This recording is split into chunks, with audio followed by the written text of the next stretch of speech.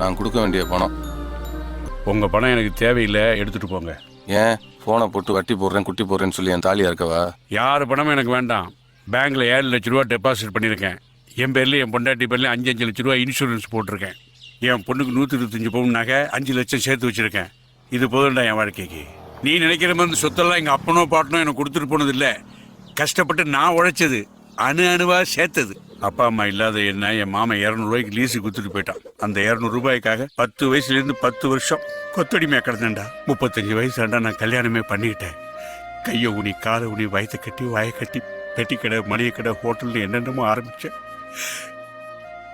எதுவுமே கை கொடுக்கல. ஹோட்டலில் விற்க வேண்டிய நிலைமை வந்துருச்சு. பாத்திரத்தை ஏற்றிட்டு போகிற வேனுக்கு பணம் கொடுக்க முடியாமல் 45 கிலோமீட்டர் 4 தடவை நானும் உங்கள் அம்மாவும் சைக்கிள்லேயே. அதுக்கப்புறமும் ஒரு ஹோட்டல் ஆரம்பித்து கஷ்டப்பட்டு உருவாக்கி ஆளான நமக்கு சாப்பாடு போட்டு அந்தஸ்து கொடுத்து அந்த ஹோட்டலை நீ பார்த்துக்க முடியாதுன்னு சொல்லிட்டேன். என்னால் இனிமேலும் உழைக்க முடியாதுன்னு அதை லீஸுக்கு விட்டுட்டேன். உன்னை திட்டும்போது எனக்கு தான் வலிச்சுது.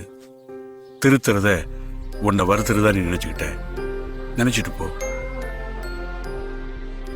சின்ன பிள்ளைல நீ அழும்போதெல்லாம் கோமாளி மாதிரி உன் முன்னு வந்து ஆடுவேன். அப்போ நீ என்னை பற்றி கேட்கப்பக்கேன்னு சிரிப்பேன்.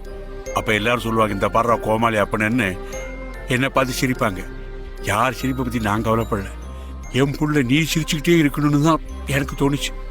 இப்போவும் நான் காமெடினா தாண்டா நடிச்சுக்கிட்டு இருக்கேன். ஏன்னா எப்போவாவது உனக்கு ரோசை வந்து நல்லபடியாக திருந்திட மாட்டியா அப்படின்னு தான்.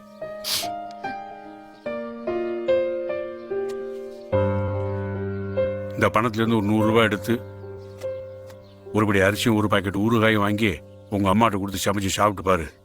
தூக்கம் அப்படி வரும். ஏன்னா இது உன் உழைப்பில் சம்பாதிச்ச பணம். இனிமேல் உன்னை பற்றி எனக்கு கவலை இல்லை. இந்த ஊரில் யாரெல்லாம் என்னை காமெடியன் கோமாளி வில்லன்னு சொன்னாங்களோ அவங்க முன்னாடி தலை நிமிர்ந்து நடப்பேன்.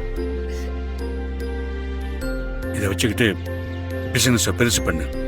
Good time started. தெய்வங்கள் எல்லாம் தோற்றே போகும் தந்தை அன்பின் முன்னே